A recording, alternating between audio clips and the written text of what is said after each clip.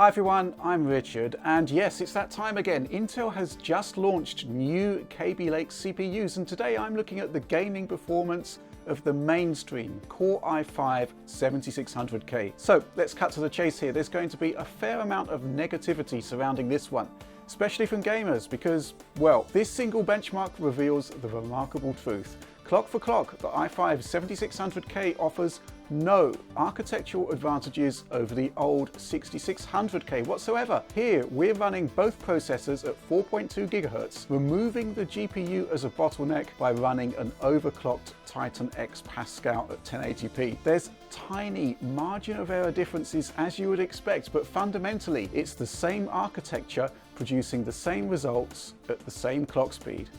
So what, if anything, is new and interesting about the new Core i5 processor? Well, it's still using a 14nm FinFET production process, but Intel has refined and optimized it. 14nm plus, if you like. So in the absence of architectural improvements, Intel has upped the clock speeds. The Core i5 6600K's 3.5 GHz base clock gets bumped to 3.8 GHz in the new chip. So you will see some improvements out of the box. And remember, if you're running a Z170 or Z270 motherboard, you'll get access to a feature called Enhanced Turbo, which essentially forces the processor to run all cores at the same speed as the chip's max single core turbo. So yeah, that'll be 4.2 GHz with no real effort whatsoever. But it's not exactly game-changing, is it? The performance boost in purely mathematical terms is a mere 7.7%, and the real-life difference, certainly in gaming, is likely to be even less noticeable.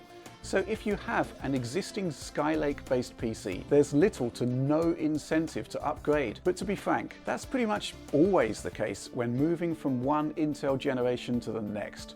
And if we go back to the enthusiast's vintage 2011 favourite, the Core i5 2500K, things get a little more interesting here. Generally, clock for clock, we're looking at a 35% increase to baseline performance, but one thing I'd like to highlight here is that we're running the Sandy Bridge chip with top-end 2133 MHz DDR3, and that's as far as the platform will go. The Kaby Lake chip, well, we've got that paired with 3000 MHz DDR4. Now that's fast, but the board we're using, the Asus Maximus 9 code, can actually run RAM at anything up to 4200 MHz.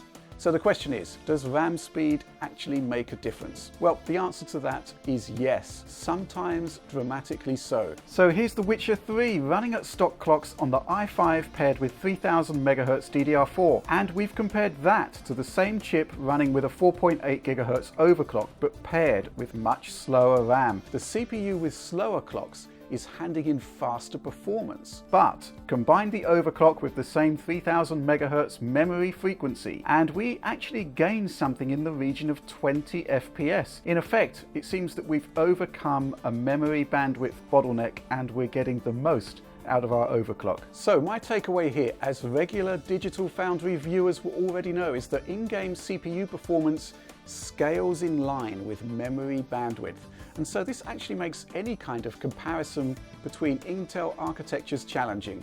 Now, if we compare Kaby Lake here with Sandy Bridge with absolute top-tier DDR4, then yeah, that 35% differential in game performance will probably be a fair bit higher. And similarly, the same will be true if your 2500K is paired with much slower RAM. But with the Titan X Pascal as our GPU here, there's a good argument that these results aren't indicative of actual game performance. And it has to be said that in most scenarios, the GPU is your primary bottleneck. And you can see that here with our Witcher 3 benchmark. We've got the i5 here at 4.8 GHz once more, with 2 RAM speeds, and this time a GTX 1060, far less capable card. And now, with the GPU as the bottleneck, we are seeing identical results. But let's try Crysis 3 here, a game that can still monster any i5. The gameplay clips here are fairly well synced, and it demonstrates pretty conclusively that there will be scenarios where the faster RAM will help to get the most out of an overclock in gaming conditions. And that's worth bearing in mind. especially as the CPU and the motherboard are two parts of your system that you want to last for as long as possible. And that actually leads me on to another enhancement for Kaby Lake.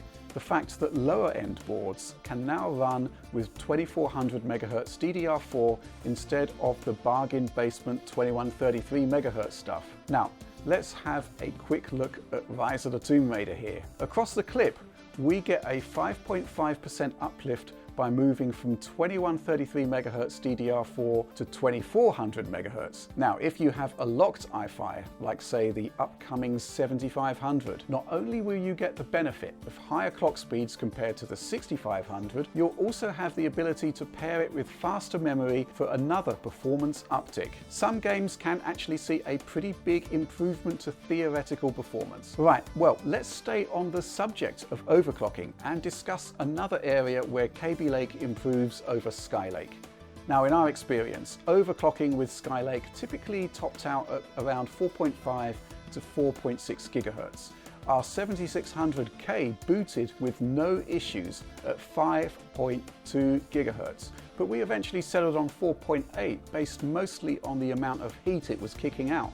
But we did our testing pre-Christmas, and ASUS has released a new BIOS for the Maximus 9 code board that apparently allows for 5 GHz on 80% of K chips that are out there. Now, we'll be following up on that with more testing when we take a look at the i7 7700K soon, but that's really where we're at right now with the Kaby Lake i5. It's the fastest i5 Intel has ever produced. It overclocks faster than Skylake, and 5 GHz on air seems attainable. It's not enough, I don't think, to tempt owners of existing Skylake systems to upgrade, but I'd say that it's probably enough to make owners of older PCs seriously consider sticking with Intel. And yes, there are some fringe benefits too. Kaby Lake comes with a more advanced media decoding engine capable of full hardware support for HEVC and Google's VP9. Plus, there are more PCI Express lanes for high-speed storage and support for Intel's next-gen Optane storage format. So overall then, until we have a mainstream AMD Ryzen chip to look at, by default the Kaby Lake i5 is the fastest and thus the best new mid-range processor money can buy. And that's where I'll leave it for now. I'll be back soon with a look at the i7 7700K, and I'll hopefully get a look at the unlocked i3K chip soon. But in the meantime, as always, like and subscribe to support what we do here at Digital Foundry. Thanks for watching.